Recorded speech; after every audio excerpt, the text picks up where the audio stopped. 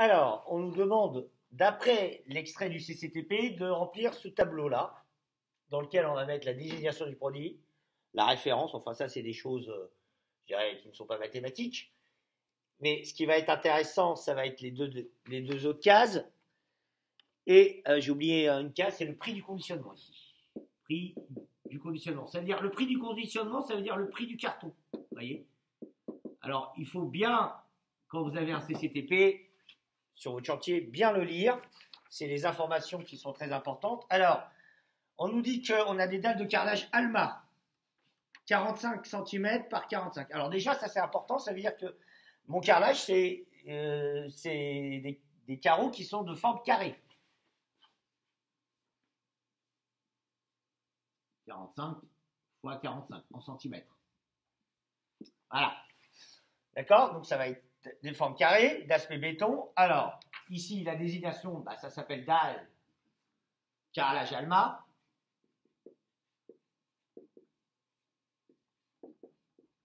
Référence, c'est une référence 59, 86, 69, 542.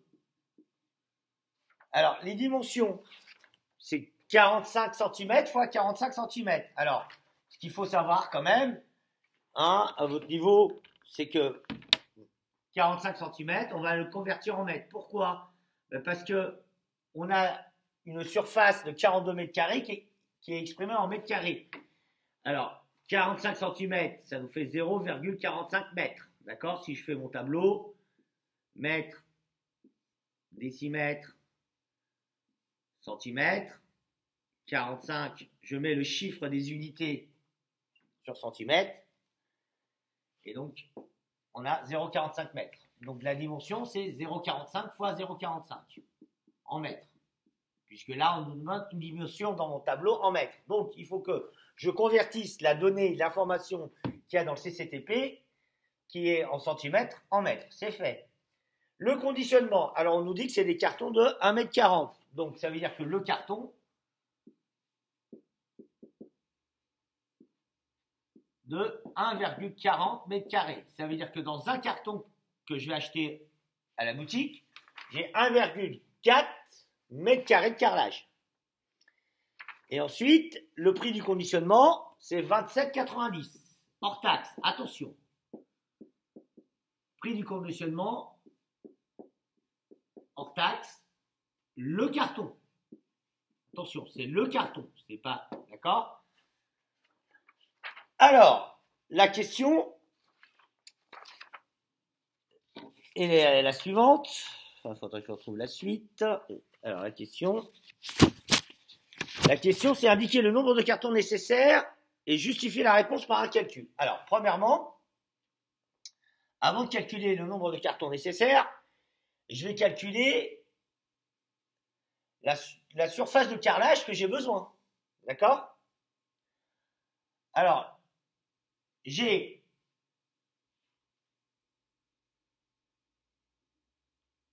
« 42 m² à traiter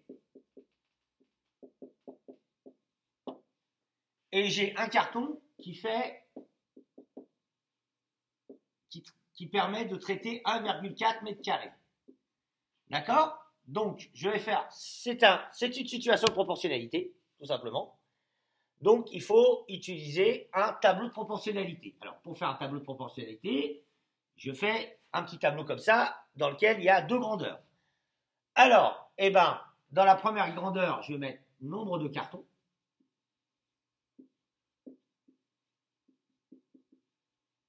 Et dans la deuxième grandeur, ça va être la surface à traiter.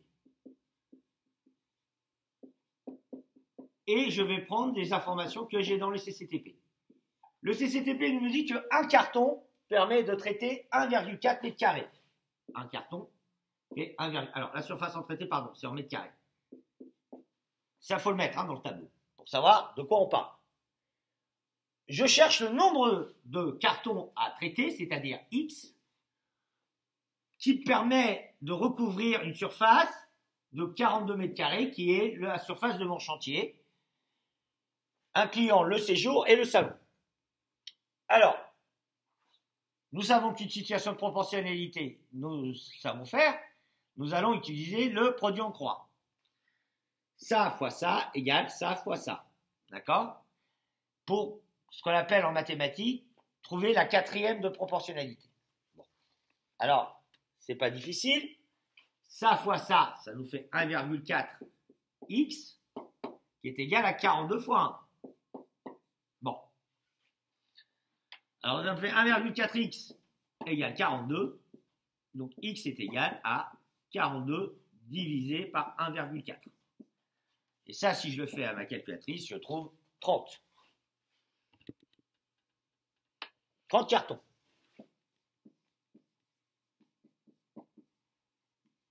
Voilà. D'accord?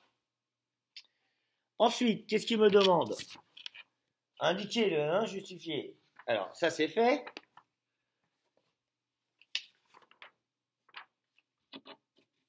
Ça c'est fait.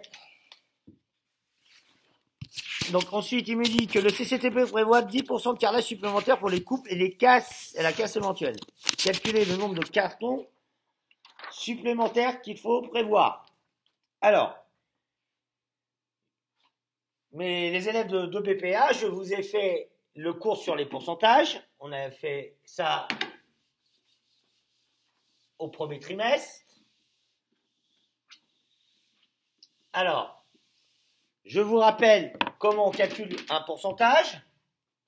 Il faut connaître la formule, prendre T%.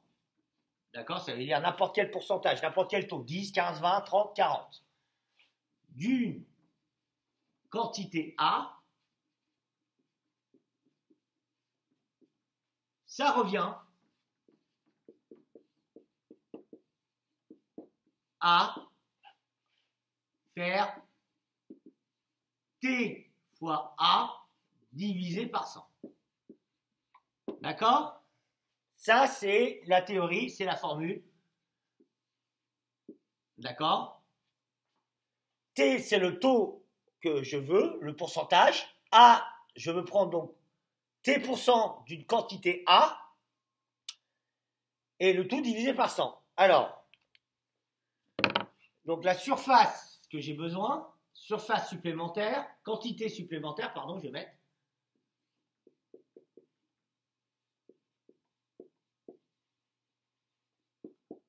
Alors, on dit qu'on veut prendre 10% de 42 mètres carrés. Ici, j'ai T qui est égal à 10% et A égale 42 mètres carrés. Donc, je veux savoir, en définitif, combien mètres carrés représente 10% de 42. Donc, pour savoir ce que représente 10% de 42, je vais faire 10 fois 42 divisé par 100.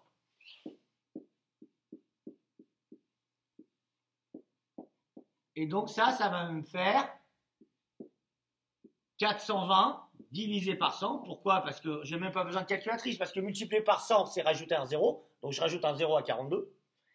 Et divisé par 100, c'est décaler la virgule de 2 rangs vers la gauche.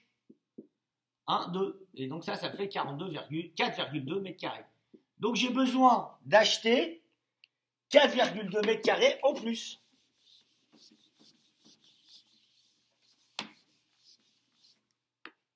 Donc je laisse mon tableau de proportionnalité parce que je vais encore l'utiliser.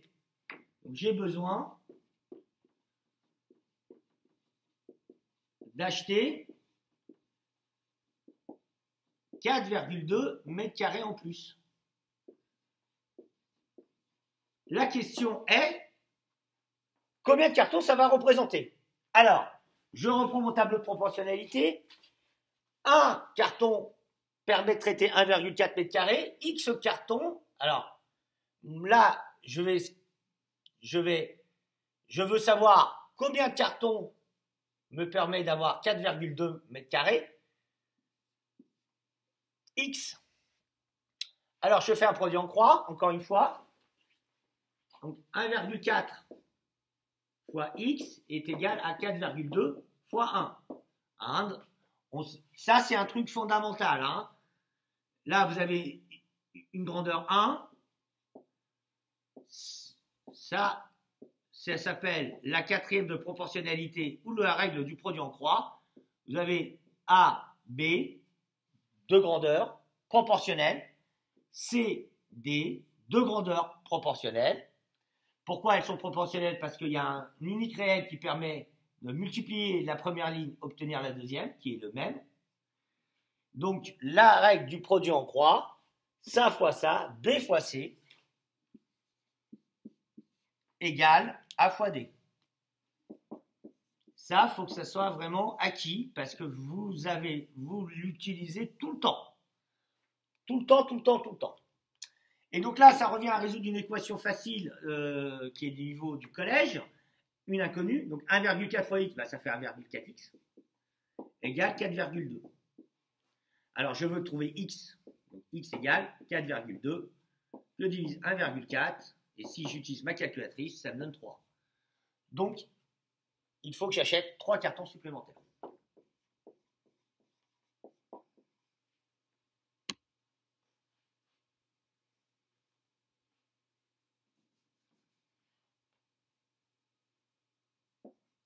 Il faut acheter 3 cartons en plus.